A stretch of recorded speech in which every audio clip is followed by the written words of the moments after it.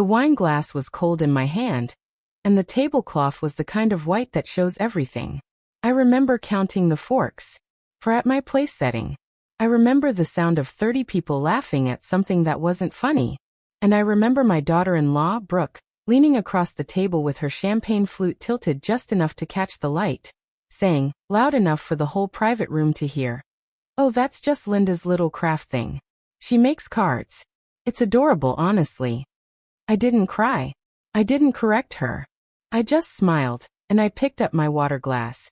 And I let the room laugh with her instead of at her, because that's the difference between a woman who's been humiliated and a woman who's simply gathering information. I want you to sit with that moment for a second, because everything that happened after it, every phone call, every locked door, every voicemail that came in at 2 in the morning, started with a woman in a beaded cardigan deciding that an old woman's hobby was something to be laughed at in front of her bosses. She had no idea whose company she was standing in. Tuesday came gray and steady, the way it does in early spring here. And I want to back up now, because you should know who I am before you know what I did. My name is Linda Hale. I'm 68 years old. I've lived in the same white house on Larkspur Street for 41 years. The one with the wraparound porch my husband Walter built with his own hands the summer before our son was born. Walter passed 9 years ago this October. Heart sudden, the kind of thing that doesn't give you time to say the last thing you meant to say. I was a schoolteacher for 31 years, 3rd grade, the same room with the same reading corner. And when I retired, I did what a lot of women my age do. I found a hobby to keep my hands busy in a house that had gotten very quiet. I started making cards. Hand-lettered, watercolor borders, a little pressed flower here and there. Nothing fancy. I sold them at the farmer's market on Saturdays for $2 a piece, and then for $5. And then a woman from a stationery boutique in the city asked if she could carry 20 of them. And then 200. And somewhere in the space of about 6 years, sitting at my kitchen table with Walter's old desk lamp and a box of watercolor pans, I had built something. Not a hobby anymore. A company. Hale and Bloom Stationery. My son David runs the day-to-day operations now. I stepped back from the front lines 4 years ago, sold the majority of my shares to a larger design conglomerate that wanted the brand, kept a seat on the board, kept my controlling voting shares in reserve the way Walter always told me to keep something in reserve, always, no matter how good things look. And because I am old-fashioned and because I did not want to be the woman everyone tiptoed around at every meeting, I go by my maiden name in every boardroom I sit in. Linda Ashworth. Not Linda Hale. Not David's mother. Not Grandma. Nobody at that dinner table knew Linda Ashworth and Linda Hale were the same woman. Nobody except the 2 people who mattered, my son, and the man across the table quietly cutting his steak, who happened to be the CEO of the company that now owned 80% of what I'd built at my kitchen table with a box of watercolor pans and a dead husband's desk lamp. I want to tell you why I kept it separate in the first place, because it wasn't vanity, and it wasn't some grand plan for a night like this one. When the acquisition happened, my accountant, a careful young woman named Priya who'd inherited half of Walter's old clients, sat across from me and said gently, "Linda, once this deal closes, people are going to treat you differently. Some of them worse. Some of them better, for the wrong reasons. You might want a name that walks into rooms clean." I thought about it for exactly one night. Ashworth was my mother's maiden name. A woman who raised 4 children on a postal worker's salary and never once let anyone see her count her pennies in public. It felt right. It felt like armor I was allowed to wear. That wasn't even the worst thing Brooke didn't know that night. I raised David mostly on my own in the years after Walter passed, not because David was young. He was already grown, but because grief has a way of making even grown children need their mother again. And I let him need me, because I needed to be needed too. He met Brooke 6 years ago at a work conference. She was sharp, ambitious, the kind of woman who could read a room and decide in 4 seconds exactly how much of herself to show you. I liked her, at first. I want to be honest about that. I liked her energy. I told myself the coolness I felt from her was just modern manners, just a different generation's way of loving people. The Christmas of 2019 was the first time I understood I was wrong. I'd knitted David a sweater. Not a good one. My hands aren't what they used to be. The sleeves came out slightly uneven, and Brooke picked it up off the wrapping paper, held it at arm's length like it might be contagious, and said to her sister on the phone, not quietly enough, "It's very homemade." She laughed. David laughed too, a small, apologetic laugh, the kind a son laughs when he's already decided it's easier to go along than to defend his mother. The summer of 2021, at their engagement party, Brooke introduced me to her college roommate as David's mom. She used to be a teacher, now she does the cutest little arts and crafts thing. Used to be. Cutest little. I remember the exact temperature of my smile. The spring of 2023. I offered to make the invitations for their vow renewal. Hand-lettered, the way I do everything, and Brooke said in front of her mother, "That's so sweet, but we're going with a real designer this time." A real designer. I had built a company with my hands. I said nothing. I ordered the good champagne for the renewal anyway, because that's what you do, and I told myself that was grace. The fall of 2024 was quieter than the others, and somehow it stung the most. Poppy had a school project, draw your family's jobs, and I watched from the doorway as Brooke helped her fill in the little boxes. Doctor for Brooke's sister. Engineer for David. And when Poppy asked what to write for Grandma, Brooke said, without even looking up from her phone, "Just put retired. It's easier, sweetie." Not hobbyist. Not artist. Not even the kindness of a lie. Just erased in 4 letters, in front of a 7-year-old with a crayon in her hand. I stood in that doorway a long time before I made my presence known. It wasn't grace. It was a ledger. I was keeping one. I just hadn't opened it yet. By last Friday, for years into their marriage, I had a folder of these moments in my mind so thick I could have bound it. And still I said nothing because a pattern isn't proof of intention. A pattern is just proof of a habit. I needed to hear what she actually believed, underneath the jokes. I needed the real thing, not the performance. I got it on a Tuesday, standing in a hallway I wasn't supposed to be standing in.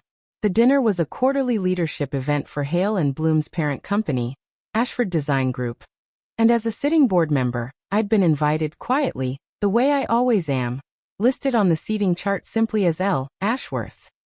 Brooke had recently been promoted into the merchandising division, the exact division that oversees my product line, though she didn't know that either. She was there that night trying to impress her new boss, a man named Peter Call, who happens to answer, 3 levels up, to me. I'd stepped out to use the ladies' room before the entrees came, and on my way back I heard my son's voice through a half-open service door, low, urgent, the way people talk when they think a hallway is empty. And then I heard Brooke. Because once I'm running merchandising, the first thing going is that stupid legacy card line. It's embarrassing. It's like your mother's hobby is the company mascot. Everyone laughs about it behind her back. David, they really do. I'm going to phase it out the second I have sign-off, and honestly, the sooner the old lady retires from that board seat, the smoother that's going to go. David said something I didn't catch. Something soft. Something that was not, "Don't talk about my mother that way." And then Brooke said the sentence that changed the shape of the whole evening. "Once the cabin's in our name and she's off the board, we won't need to keep pretending this arts and crafts thing matters to her legacy. It's just cards, David. It was never a real business. It got lucky. It got lucky." "She's not going to just hand over the cabin, Brooke," David said, and there was something almost pleading in it, the voice of a man who already knew he'd lose this argument. "And the board seat isn't up to us. It's not up to Peter either. That's a shareholder thing. It's up to whoever's patient," Brooke said, and her voice had gone flat, businesslike, the voice she probably used on people she was firing. "Old women get tired, David. She'll step back on her own eventually, and when she does, I want to already be the one holding the pen." Holding the pen. As if my whole life had been a placeholder for someone else's signature. That wasn't even the ugliest thing said in that hallway. There was one more sentence coming, and it would matter more than any of the others put together, but it would take 3 more weeks, a green folder, and a very quiet Friday morning before I understood exactly how much it mattered. I stood very still in that hallway, my hand flat against the cool wall, and I did not walk in. I did not confront her. I want to tell you something about that moment, because I think it matters more than anything else in this whole story. The version of me from 20 years ago would have walked into that room and said something she'd remember. The version of me standing in that hallway did something much quieter. I went back to my seat, I finished my chicken, and I laughed, once softly, at something the woman beside me said. Because that is the sound restraint makes when it's just been handed a gift. That wasn't even the worst thing they were planning that night. I just didn't know it yet. If you've ever stood in a hallway and heard someone plan your erasure like it was a line item on a quarterly report, you know exactly the kind of cold that settles into your chest. It isn't hot, the way anger usually is. It's cold, and it's clean, and it doesn't go away by morning. Stay with me. This is where it turns. 2 days later, I sat down at Walter's old desk, the one with the lamp, the one still in the corner of my sewing room exactly where he left it, and I opened the bottom drawer. It sticks a little, always has, and inside it, behind the tax files and the photo albums, is a green folder Walter gave me the year before he died. He was a careful man, an accountant his whole working life, and careful men leave instructions. On the outside of the folder, in his neat block handwriting, it says one word: leverage. Inside is the trust documentation for the cabin on Loon Lake. The one Brooke had apparently already decided was in their name. Solely in mine, not jointly held with David, never transferred, exactly as Walter set it up the year before he died, because he told me, and I remember this like it was yesterday, Linda, love your children with your whole heart. Never love them with your whole hand. Keep one thing that's only yours. Inside that folder is also the shareholder agreement from the Ashford Design Group buyout, the one nobody in my family ever bothered to actually read, the one that gives me, Linda Ashworth, sitting quietly on that board for 4 years, saying very little, watching everything, sole controlling authority over any restructuring of the legacy product lines, including staffing decisions tied directly to them, which means, in plain terms, that no one moves against Hale and Bloom's founding line without my signature. Not the CEO. Not the board.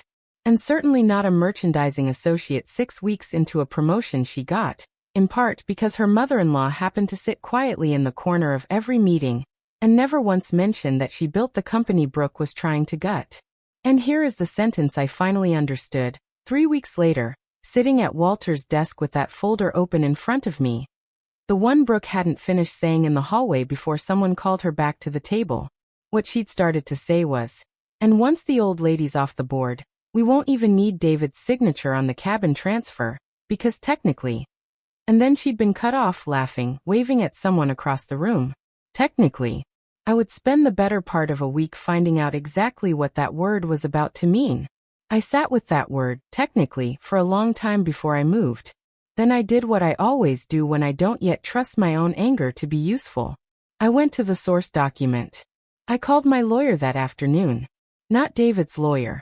Not the family lawyer who does our wills and thinks of me as sweet old Linda from the holiday cards.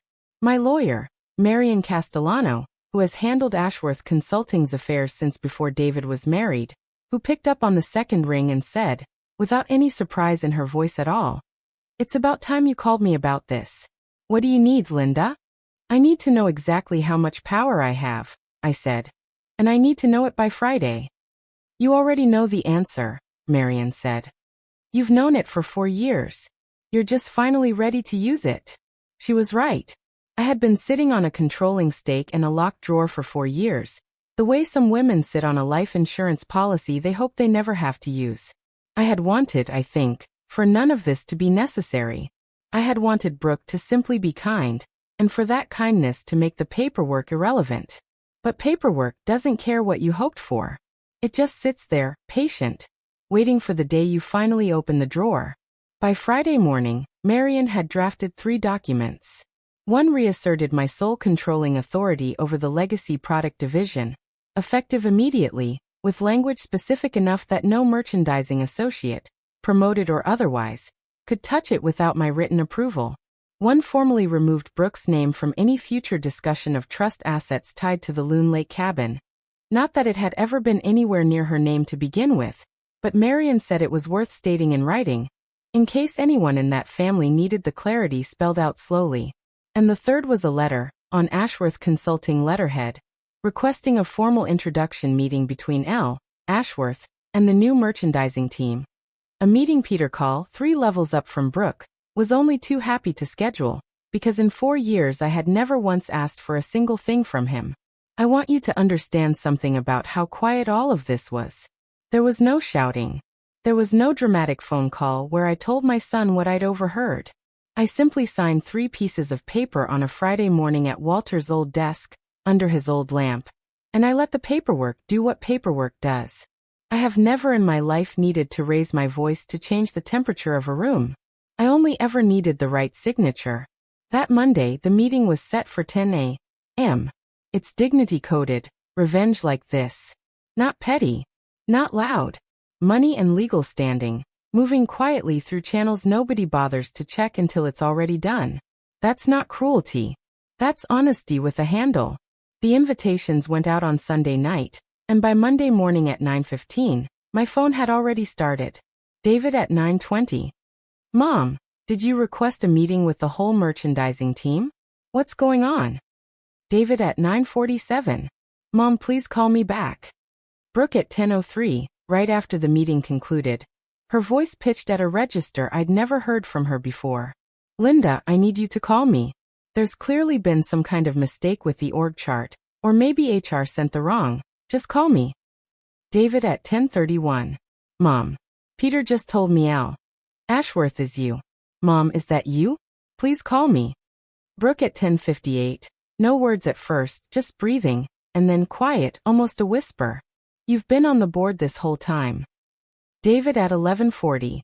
Mom, I have 100 questions and I need you to just, please pick up. Brooke at 1:15. Her voice cracking in a way I recognized.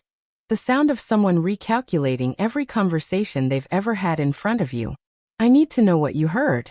I need to know how much you heard. David at 2:02. Mom, Peter said the legacy line restructuring is frozen. He said you froze it. Mom, please. Sarah, Brooke's sister, who I'd met exactly 4 times, at 2:40 apparently now looped in, apparently now alarmed. Linda, hi, it's Sarah. I don't know if you remember me. Brooke's a little. She's not doing great. Can you call one of us? David at 3:15 no longer asking. Mom, call me back.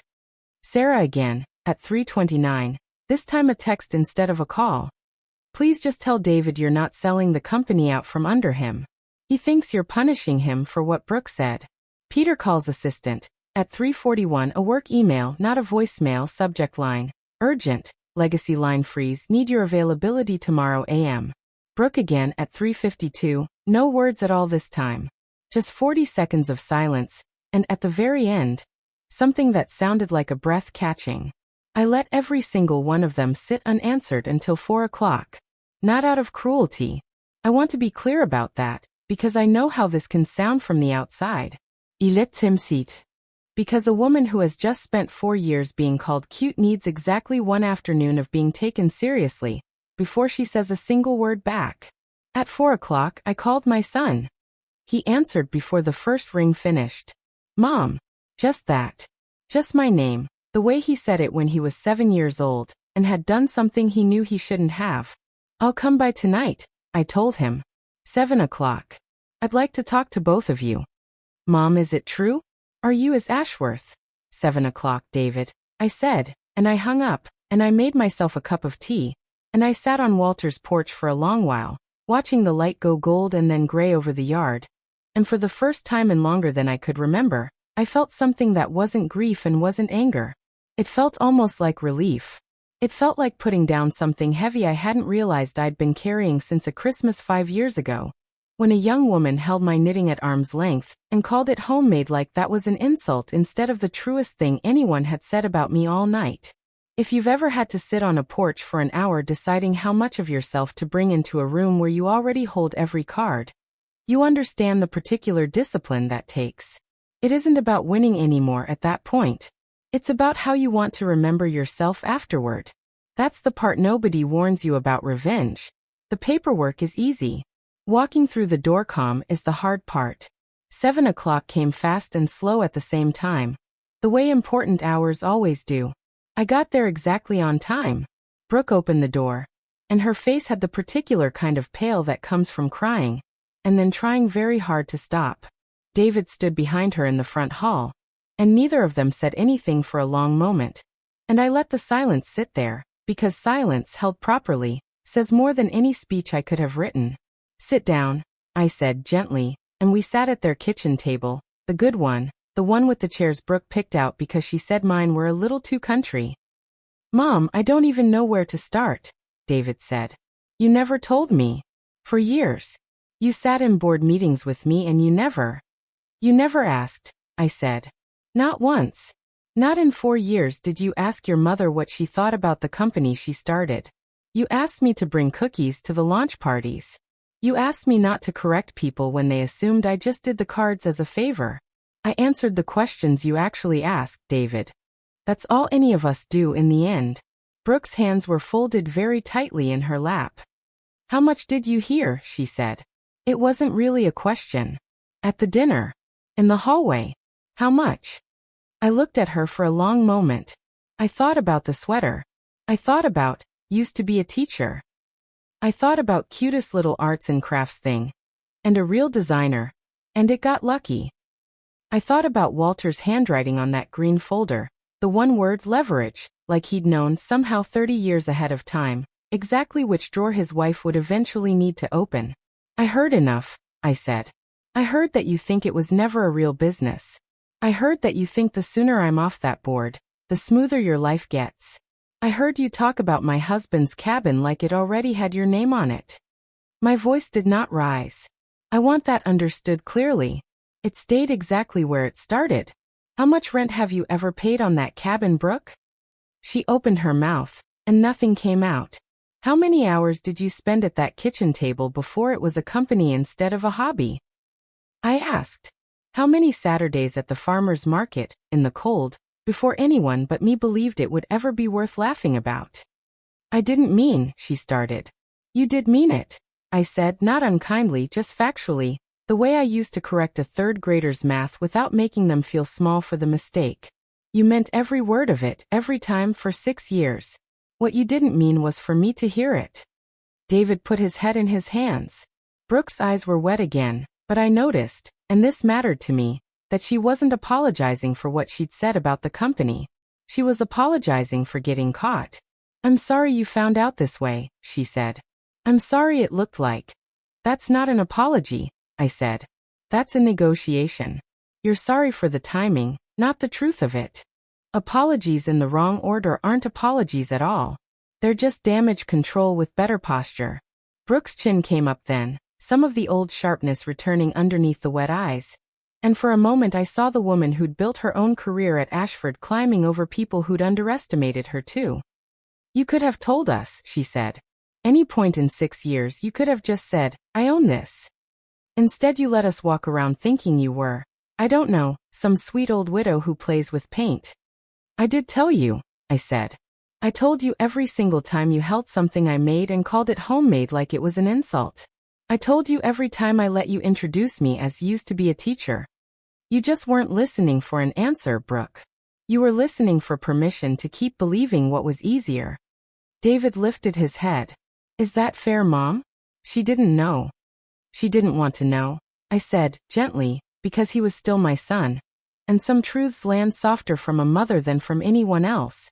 There's a difference between not knowing and not asking. I was never hiding at that table. I was just never once asked to sit closer to the center of it. The kitchen was very quiet after that. Somewhere down the hall, I could hear the television on low in the den, cartoons, and I remembered that my granddaughter, Poppy, was probably curled up in there, 7 years old, blissfully unaware that her mother's whole professional identity had come apart at a dinner table 2 nights before. What happens now? David finally asked. To the company. To us. The legacy line stays, I said. Under my authority, the way it's always been, whether anyone in this house wanted to know that or not. Brooke keeps her job, if she wants it. I'm not in the business of taking a woman's livelihood, whatever she thinks of mine. But she will not touch that division again without my signature. And if I ever again hear my life's work referred to as lucky in a hallway, there will not be a second warning. I paused. As for the cabin, it was never in your name, Brooke. It was never going to be. That was Walter's decision before I ever made a single one of my own, and it stands. I stood up to go.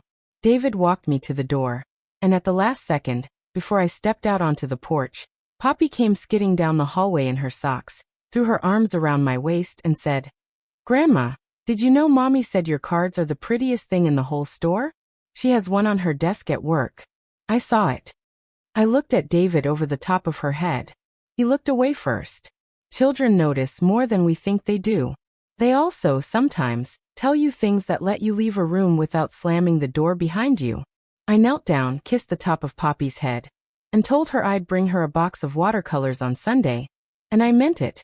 And that meaning was the one true, uncomplicated thing in that whole house. I drove home slower than I needed to. The porch light was on when I got there, the way it always is, the way Walter used to leave it on for me even when I was only running to the pharmacy. I sat in the car in the driveway for a minute before I went inside, and I thought about him. The way I do most nights, if I'm honest, more than anyone knows. I thought about the year before he died, when he sat me down at that desk with the green folder and said, "Linda, I'm not going to be here forever to protect what you built. So I'm going to make sure the paperwork protects you instead." I didn't understand at the time why he was so insistent.